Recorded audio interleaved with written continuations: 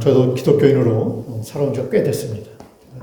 중학교 때부터 교회를 다니기 시작하면서 제가 의정부 신천교회라고 하는, 지금 커졌는데 그때는 조그만 교회가 있었는데 그 서울 신촌이랑 다른 거예요. 의정부 신촌이라서 의정부에. 지금 과수밭이 생기고 아파트가 막 들어서서 교회도 커졌는데 저희 살 때는 조그만 교회였습니다. 저도 좀 불우한 가정 생활을 하면서 생활했기 때문에 교회 가서 자는 게 일이었습니다. 근데 그때는 저희들은 다 지금 나이 드신 분들은 다 신앙생활 하시는 건 다 똑같죠. 저희들이 신앙생활 할 때 뭐가 궁금하면 교회 선생님들이나 지도자들이나 목사님 앞에 여쭤보면 목사님이 다 답변을 주셨습니다. 그러면 그렇게 살면 되는 거야. 기독교인은 그렇게 사는구나. 어떻게 구원받습니까? 십자가에 달린 예수님을 믿기만 하면 구원받는 거잖아요. 그런 줄 알았어요. 그냥 뭐 하지 마라 그러면 아멘 하고 그냥 그렇게 사는 게 신앙생활이었습니다. 근데 요즘은 기독교인으로 살아가는 게 얼마나 힘든지 모르겠어요. 저희들은 안 그래요. 저희들은 진짜 옛날처럼 말씀에 가르쳐 주신 대로 교회에서 목사님이 말씀하신 대로 다 그렇게 살아가니까 저희들은 그런 세상을 모르는데 밖에 조금만 나가보면 얼마나 이상한 말들이 오가고 있는지 모릅니다. 저희는 저희 때만 해도 그냥 교회 가서 목사님 하신 말씀만 듣고 막 그랬는데 요즘은 궁금한 게 있으시면 스마트폰 가지고 전화기 가지고 제목만 딱 치면요 그냥 쭉 나와 있어요. 그러니까 궁금하면은 책을 사보든지 목사님께 여쭤보는 게 아니라 그냥 전화기 보고 답변하는 거예요. 전에 제가 어느 자리에서 설교를 하는데 저는 청년이 막 설교를 하고 있는데 제가 무슨 말을 하니까 그 청년이 전화기에 끼네들이 막 찾아보고 있는 거예요. 결국 제가 그래서 농담 삼아 내 말이 맞지? 그러니까 그 정도로 지금은 지식을 습득하는 방법이 그냥 책을 읽고 목사님한테 공부를 하고 학교 가서 교수한테 공부를 해서 얻는 게 아니라 그냥 인터넷만 보면 다 습득하는 거예요. 그러니까 그럼 좋지 않아요? 그럴 수도 있죠. 근데 이것이 올바른 것도 있고 잘못된 것도 있고 엉뚱한 소리 하는 분도 계시고 막 그러다 보니까 뭐가 뭔지를 모르는 거예요. 그러니까 저희가 조금만 밖에 나가서 젊은 사람들 뭐 그냥 신앙생활 하는 사람들 이렇게 얘기 들어보면요. 이 사람들이 기독교인이 맞나? 이 사람들 정말 같은 기독교인인가? 교회를 다니는 이게 어떻게 된 거지? 이러는 시대입니다. 그래서 어렵다는 겁니다. 저도 가끔가다 유튜브를 보면서 어떤 분이 구원의 문제를 얘기하는데 신학교 교수님이세요. 목사님이시라는 거죠. 어떻게 구원을 받습니까? 이렇게 그런 주제를 갖고 얘기를 하면서 막 얘기를 하는데 성경의 말씀에 오직 예수 그리스도를 통해서만 그 믿음을 통해서만 구원을 받는다. 이게 맞잖아요. 그랬더니 이분은 어떻게 해석을 하냐면 그거는 제자들을 앞에 놓고 얘기한 거라는 거예요. 3년 동안 쫓아다닌 제자들을 앞에 놓고 예수님에 대해서 얘기를 하니까 그 사람들한테 맞는 말인데 전혀 예수님의 소식을 못 들은 사람들에게는 해당되지 않는다는 거예요. 그러니까 그 사람들은 다른 평가대로 하나님이 그냥 구원을 허들에서 머리가 혼대는 거예요. 그 말이 얼마나 아름답고 그 말이 얼마나 설득력 있고 대학교 교수님이시니까 논리가 정연한지 그냥 제가 만약에 올바른 신앙관을 가지고 이걸 딱 아는 사람이 들을 때는 에이 이 사람 잘못된 말을 하네 이러겠지만 그렇지 않고 어떤 분이 들었어요. 그러면 딱 들으면 그런가? 자 이렇게 되면 저희들의 믿음이 이제 흔들리기 시작하는 거죠. 오직 예수 그리스도만을 십자가에 달린 예수 그리스도만을 믿어야만 구원받는다는 그 믿음이 흔들리기 시작한다는 거예요. 그때는 세상이 물론 저희는 요즘 세상을 보면서 왜 이렇게 타락했지? 왜 이렇게 도덕적으로 문란하지? 왜 이렇게 막 하지만 따지고 보면 교회 안에도 얼마나 그런 세상적인 타락이 들어와 있는지 모릅니다. 도덕적으로 타락하는 거는 뭐 1차적인 건 차치하더라도 교회에서 어떤 성령의 역사라든지 성령의 은사라든지 얘기하면 그냥 여러 가지 얘기가 나와서 어떤 게 옳고 그른지를 분별하지를 못합니다. 그것뿐입니까? 복음이 뭐냐? 십자가와 부활이다. 그러면 이것도 막 어떻게 세상 말로 표현을 하고 설명하다 보니까 이게 맞나? 그러 싶을 때도 있습니다. 교회 안에도 분열도 있습니다. 나는 누구 좋아? 나는 누구 좋아? 하면서 막 분열이 일어납니다. 자, 이런 지금의 이런 시대의 상을 바라보면서 과연 해결책이 어디 있을까? 지금 한국에 갔다 오신 분도 계시고 한국의 뉴스를 접하면서 보면서 얼마나 혼란스러우십니까? 100만 명이 모여서 집회를 했네, 뭘 했네, 막 세상 방법으로 막 얘기를 하는데 나중에 보면 또 싸우고도 있어요. 내가 더 많은 사람을 모아놨다. 내가 더 내 영향으로 100만 명이 모였다, 10만 명이 모였다. 이러면서 또 싸움을 하고 있어요. 그러니까 저희 성도들 입장에서는 도대체 뭐가 옳은 것이냐. 정말 예수님이 원하셨던 그 길은 어디에 있느냐. 이 문제를 생각해 보지 않을 수가 없습니다. 그래서 저는 오늘 고린도전서 2장의 말씀을 묵상하면서 그런 생각들을 많이 했습니다. 사실 지금의 시대가 많이 혼란스럽고 많이 타락했고 막 그랬다 그러지만 참 유사한 교회가 하나 있다 그러면 고린도 교회였습니다. 고린도 교회가 지금 세상에서 일어나고 있는 모든 문제들이 고린도 교회는 다 일어나고 있었습니다. 희한하죠. 어떻게 그 초창기에 바울 사도에 의해서 개척된 그 교회, 아볼로라고 하는 훌륭한 신학자가 가르치고 목회를 하고 있는 그 교회, 이렇게 파벌이 생기고 이런 도덕적인 문제라든지 어떻게 이렇게 복음적인 문제라든지 이런 게 문제가 생길 수 있을까 궁금할 테지만 사실 그렇게 문제가 생겼습니다. 고린도는 지역적으로도 문제는 있었습니다. 여기는 항구 도시입니다. 상업이 발전한 도시입니다. 참 부유한 도시였습니다. 그런데 얼마나 타락을 했는지 고대 사람들은 이 도시를 가리켜서 음료와 똑같다. 이렇게 표현을 또 했습니다. 그러니까 로마가 딱 점령을 하면서 로마에서 완전히 멸망을 시켜버렸습니다. 너무 타락한 도시였기 때문에. 그리고 BC 40년 전, 46년경에 다시 재건을 하는 겁니다. 자, 바울 사도가 복음을 전했을 때는 AD 51년입니다. 100년여가 흘렀습니다. 이제 자리를 잡아가면서 옛날의 명성을 되찾으면서 이제 여러 사람들이 모여들고 항구 도시니까 얼마나 많은 사람들이 모여들었겠습니까? 유대인도 모여들고 아시아인도 모여들고 유럽 사람도 모여들고 다 각색의 사람들이 모여들었습니다. 자, 바울 사도가 51년경에 AD 51년에 이곳에 가서 전도를 하는 겁니다. 사도행전 18장에 보면 자세히 나옵니다. 브리스길라와 아굴라를 만나 거기서 같이 천막 깁는 일을 하면서 교회를 개척했습니다. 무려 1년 6개월 동안을 머물렀습니다. 교회를 단단히 세웠습니다.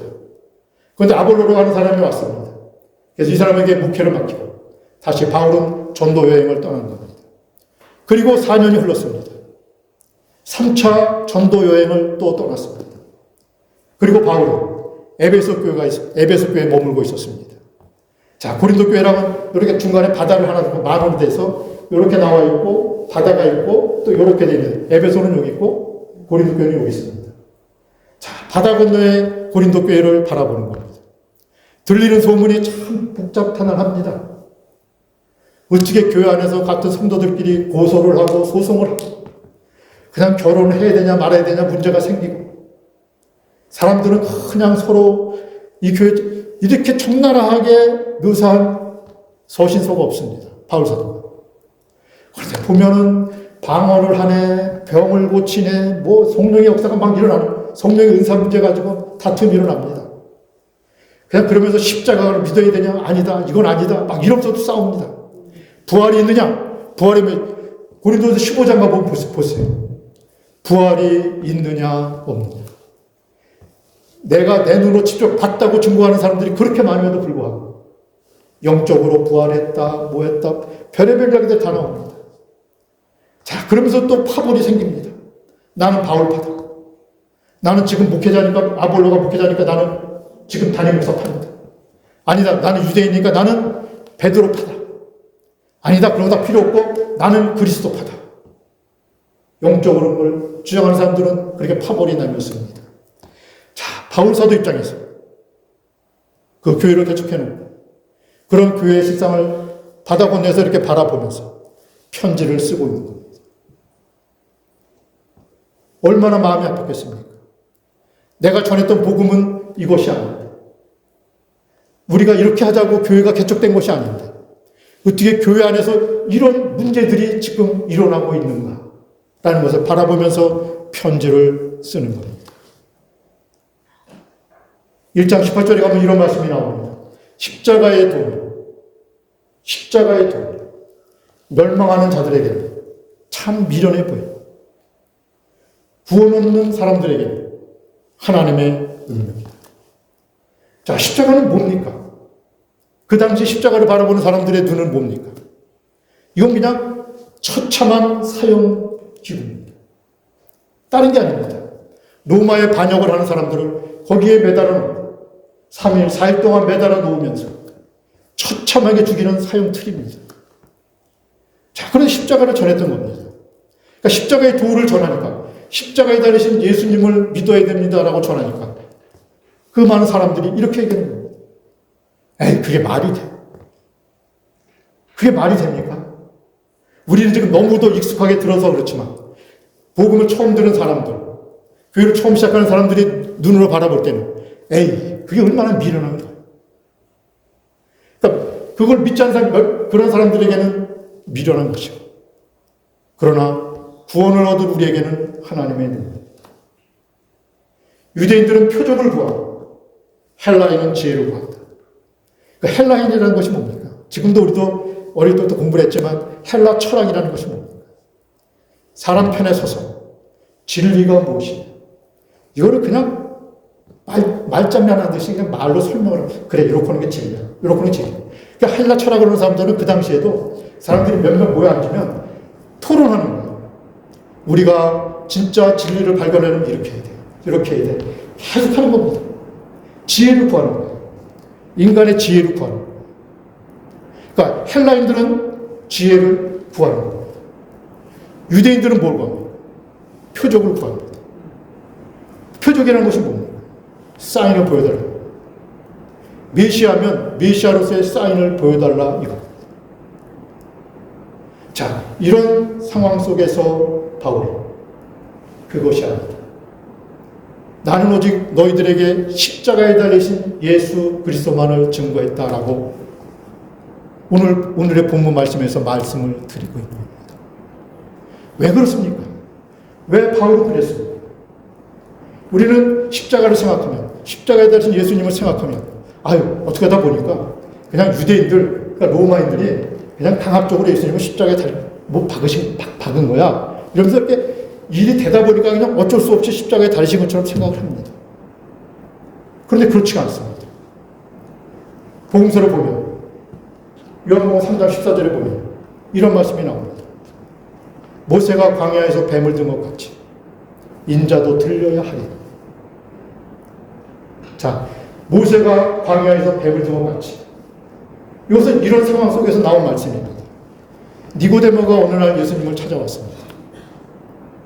그러니까 너희들처럼 하면, 유대인들 너희들처럼 하면 율법을 지키면서 하나님 나라를 이루려 하면 너희들은 하나님 나라를 볼 수도 없다. 그러니까 그러면 어떻게 해야 됩니까?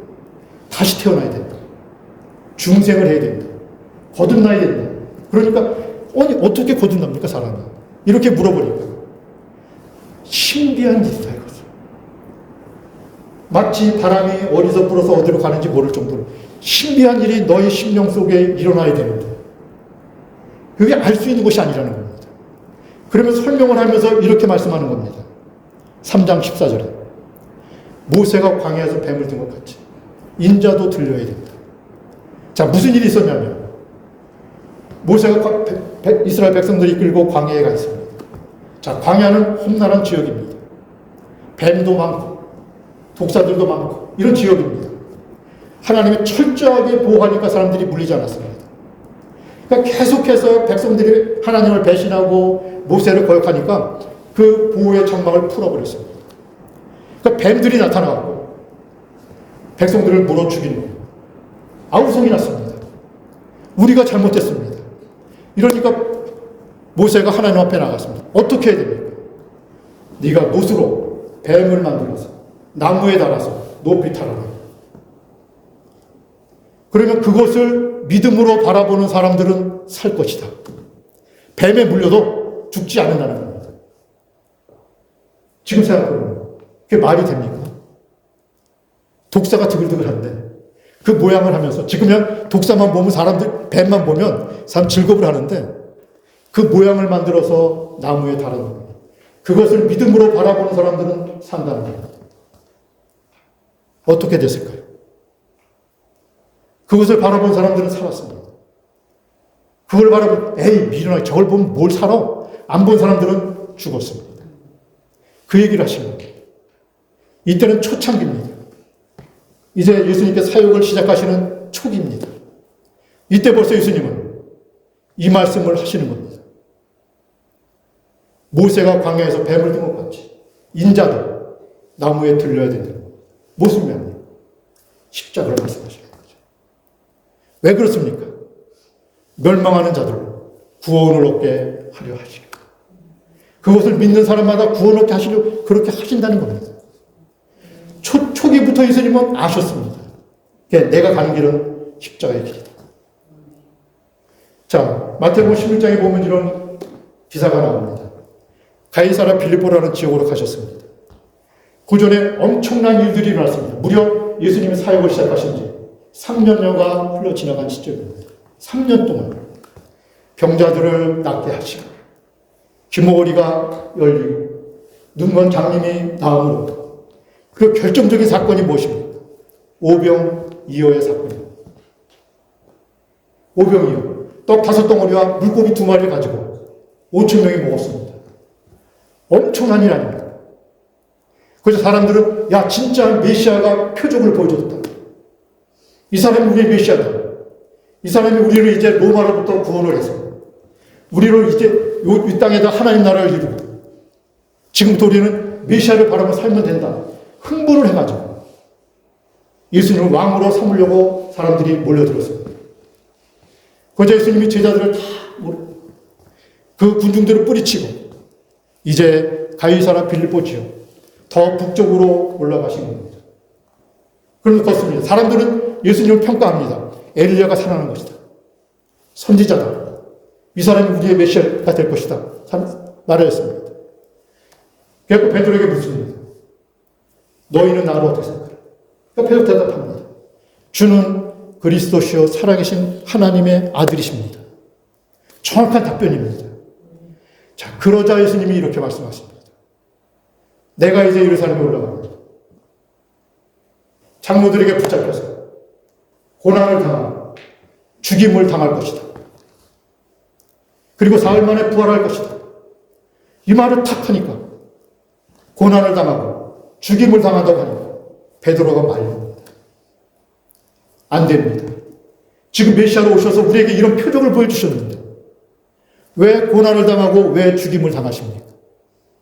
안 됩니다 하는 겁니다. 그래서 예수님께서 말씀하십니다. 사단아 내 뒤로 물러. 자, 예수님은 지금 계속해서 십자가의 길로 가고 계신데 사람들은 그것이 아니라고 좀 말리고 있는 겁니다. 마지막 장면은 겟세마네 동산입니다. 그곳에서 이렇게 기도를 하십니다. 아버지요, 이 잔을 내게서 떠나게 하옵소서. 그러나 내 뜻대로 마시고 아버지의 뜻대로 하십시오. 이 잔이 뭡니까? 이제 곧 십자가에 달리실 텐데 예수님도 그것이 너무도 힘드셨던 겁니다. 왜냐하면 예수님은 물론 하나님이십니다. 그렇지만 인간의 몸으로 입으시고 인간의 고통을 다 당하시는 분입니다. 십자가에 달린다는 고통이 얼마나 두려우셨습니까? 무서우셨습니다. 마지막 기도를 하시는 겁니다. 이 잔을 내게서 떠나게 하시고 그렇게 해주시고 그렇지만 내 뜻대로 내 마음대로 하지 마시고 아버지의 뜻대로 하시옵소서. 아버지의 뜻대로. 예수님도 그 길을 가는 것을 아셨습니다. 하나님의 뜻도 그 길이었습니다. 그래서 결국 예수님은 십자가에 달리신 겁니다. 자, 바울은 부활하신 예수님을 만났습니다. 그 이 모든 사실을 깨달았습니다. 그러니 어떻게 할까요? 복음을 증거할 때 뭘 증거합니까? 십자가에 달리신 예수 그리스도를 증거하는 겁니다. 사람들은 세상에 모든 문제가 생기면, 도덕적인 문제든 법적인 문제든 무슨 뭐 사회적인 문제든 막 문제가 생기면, 그래, 우리 교회가 많이 모여서 힘을 과시하면 바뀔 거야. 세상이 바뀔 거야. 이렇게 얘기를 합니다. 세상적인 방법입니다. 과연 그게 바뀔까요? 그렇지가 않습니다. 그렇게 힘을 과시하는 곳에는 십자가가 보이지가 않습니다. 사람들이 그렇게 모여서 아우성 치고 고함을 지르고 자기의 주장을 주장하는 그곳에는 십자가가 보이지 않습니다. 왜 그렇습니까? 십자가는 자기 희생, 자기를 헌신하시는 것이요, 자기를 다 드리는 것이기 때문에 그렇습니다. 그런데 그곳에는 인간의 끝없는 욕망이 보입니다. 바울은 2장 1절부터 계속해서 이렇게 말씀합니다. 내가 세상의 아름다운 지혜의 아름다운 말로 너희들에게 복음을 전하지 않았다. 사람들은 얼마나 뛰어난 언변으로 복음을 전하려고, 사람들을 설득시키려고 그렇게 미사역을 섞어가면서 그렇게 설파를 하는지 모릅니다. 그러나 바울은 얼마나 지식이 많은 사람입니까? 바울은 얼마나 많은 표적을 보았던 사람입니까? 그리고 추구했던 사람입니다. 그럼에도 불구하고 바울은 복음을 전할 때 이 모든 것을 다 버리고 오직 십자가만을 증거했다는 겁니다. 왜 그렇습니까? 예수님의 뜻이고 예수님의 가신 길이고 하나님의 뜻이기 때문에 그렇습니다. 그러나 사람들은 그렇게 생각을 하지 않습니다. 사람들은 계속해서 무엇인가를 하려고 합니다. 인간의 힘으로. 지난번에 설교를 하면서 제가 이런 말씀을 드렸습니다. 아무런 희망이 없는 것 같은 세상 속에서, 사사기의 그 처참한 환경 속에서 하나님은 일을 하고 계셨다. 무슨 일을 하고 계십니까? 룻이라는 한 여인을 통해서, 이방 여인을 통해서 다윗 왕의 씨를, 증조부 할머니를 삼으시면서 하나님이 새로운 역사를, 하나님 나라를 이룰 그 역사를 시작하셨다고 했습니다. 2000년 전에 예수님께서 오시면서 사람들은 몰랐습니다. 뭔가 큰 일을 하기를 원했습니다. 큰 기적적인 역사를 이루기를 원하셨습니다. 메시아로서 어떤 사인을 보여주기를 원했습니다. 그런데 그 모든 것을 다 물리치시고 예수님은 처음부터 고난의 길, 십자가의 일을 가셨던 겁니다. 그렇기 때문에 바울의 입장에서 봤을 때 다른 모든 것은 쓰레기 같았습니다.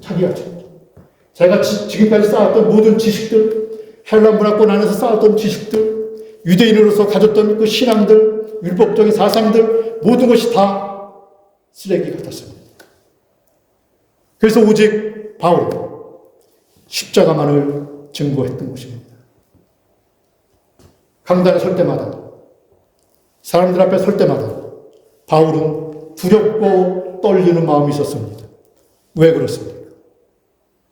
바로 십자가에 달리신 예수님을 바라봤기 때문에 그렇습니다. 겸손해질 수밖에 없었습니다.